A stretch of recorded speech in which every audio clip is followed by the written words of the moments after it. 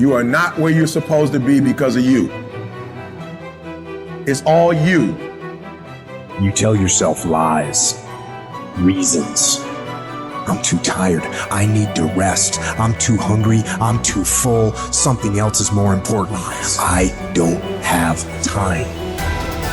Lies, lies, lies, lies. Ask yourself, what remarkably stupid things am I doing on a regular basis to absolutely screw up my life? What would happen if you just stopped wasting the opportunities that are in front of you? Because you're not everything you could be, and you know it. If you keep thinking the same thoughts, keep demonstrating the same behaviors, keep living by the same feelings and emotions, your personal reality is going to stay exactly the same. But if you have new thoughts that lead to new choices, that demonstrate new actions, that create new experiences, that cause you to feel differently, you will begin to walk into a new future. I need you to confront you because you're the one holding you up. I need you to look in the mirror and tell you, you are not going to do me like this no more. You're not going to continue to sabotage me. You're not going to keep procrastinating. You're not. You know you should be further in life, but you keep letting you slide.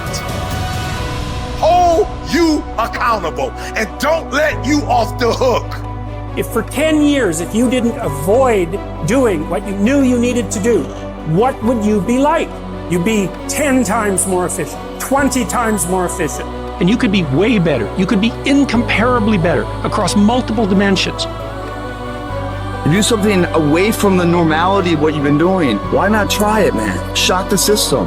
Get up at 4 in the morning one day, just one day, and go for a run. Commit to one day and see how you feel as you're jogging it back in around 5 or something, as your neighbors are still asleep. Well, your day's already provided something for you. Mentally, you feel like, wow, man, that was a lie. And say, I've got to do this.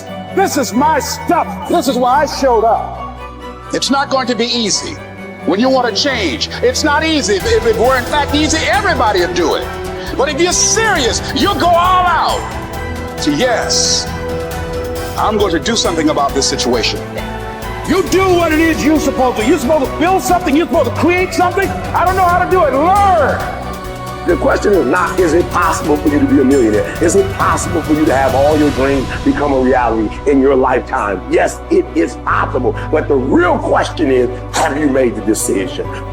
Once you make a decision and you go all in and you say, I ain't quitting till I get there. I ain't giving up. I ain't giving in. I'll do whatever it takes to be successful. And when you make that decision, when you look you in the mirror, when you tell yourself that, look, I'm through, I'll do whatever it takes, I guarantee you, that's the day your dream begins to happen.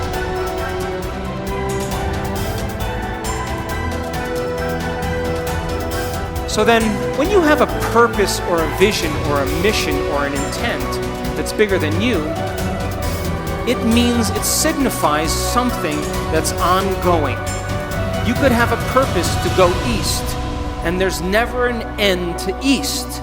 You could have a purpose to be healthy. There's always more health to have. You could have a purpose to be wealthy. There's never an end to wealth. You could have a purpose for knowledge, and there's never an end to knowledge. It signifies a direction. My purpose is to transform individuals in order to transform a culture. And I'm clear on that purpose, and it gets me up in the morning every single day. So then, how do you bring a vision from the world of possibility into the world of reality? From thought all the way down into matter. From what we say in quantum physics, from the wave of possibilities all the way down into the particle. From the immaterial, something that doesn't exist yet, into the material. From the world beyond the senses to the world of the senses. How do we do that? Well, it requires then setting up goals in alignment with your purpose. So let's just say you have a purpose to go in a certain direction. Your purpose signifies a direction, but your goals should always be in alignment with your purpose. And people who have goals in alignment with their purpose, Their goals are a natural side effect of them being on purpose. So then what about getting healthy? You may say, okay, I want to lower my heart rate. That's one of my goals.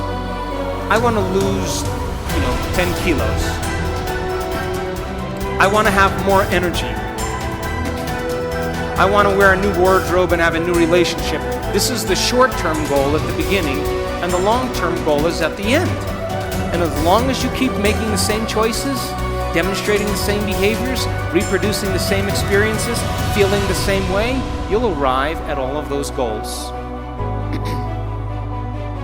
What about becoming abundant? You may say you want to be wealthy, and to me it doesn't matter. Wealth is a state of mind. You may want to start a new business. Once you start that new business, you may want to hire 2 new staff employees in 6 months. Then you may say you want to buy a company vehicle. And of course, then the next one is buy a new house. And then ultimately what? Make $1 million? Why not? If that's your goal, to reflect your purpose, then you should arrive at it. Are you still with me? How about learning knowledge? Is there ever an end to knowledge? You may want to get an associate's degree. And then you may want to get a bachelor's degree. And then you may want to get a master's degree. You may want to get a doctorate degree. And then you may want to finally do research. But all of those things are in alignment with your purpose, is it not? Now, I want you to understand that there is a very specific formula for excellence.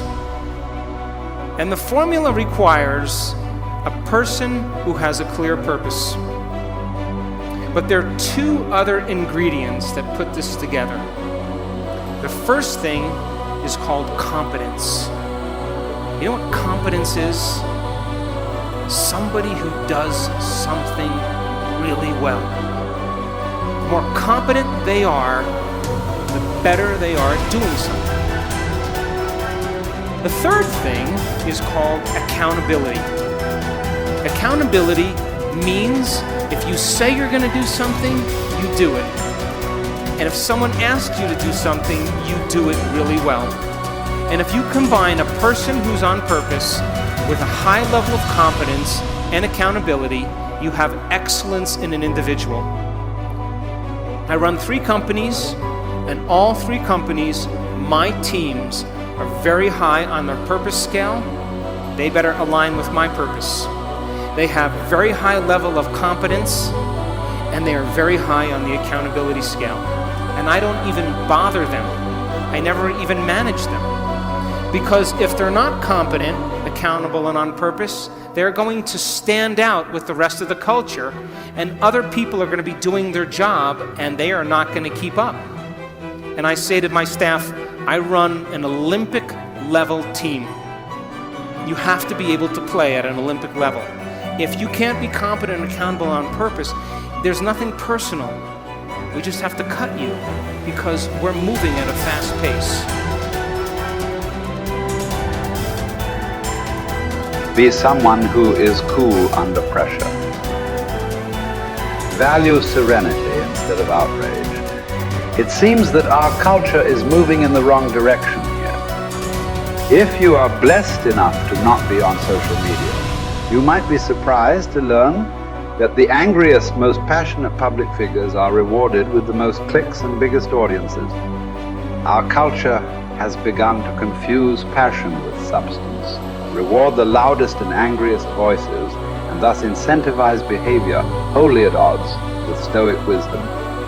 The number of decibels your voice hits as you scream about how right you are is not necessarily an indicator of how much sense you are making.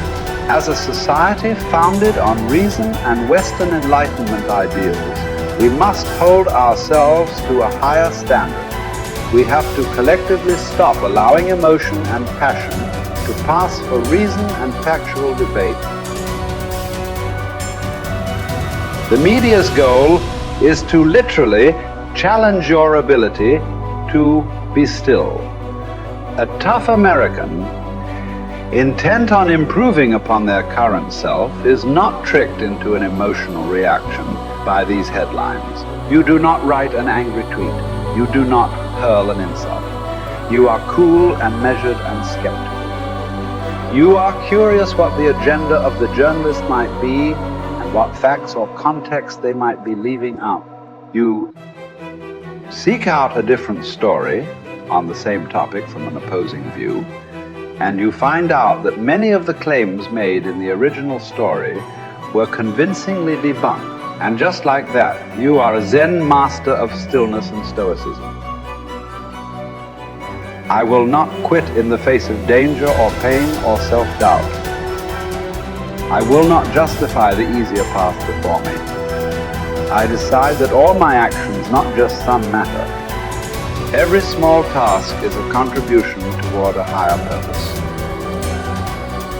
Every day is undertaken with a sense of duty to be better than I was yesterday, even in the smallest of ways. I seek out hardship. I do not run from pain, but embrace it, because I derive strength from my suffering. I confront the inevitable trials of life with a smile. I plan to keep my head to be still when chaos overwhelms me. I will tell the story of my failures and hardships as a victor, not a victim. I will be grateful. Millions who have gone before me have suffered too much, fought too hard, and been blessed with far too little for me to squander this life. So I won't. My purpose will be to uphold and protect the spirit of our great republic, knowing that the values we hold dear can be preserved only by a strong people. I will do my part. I will live with fortitude.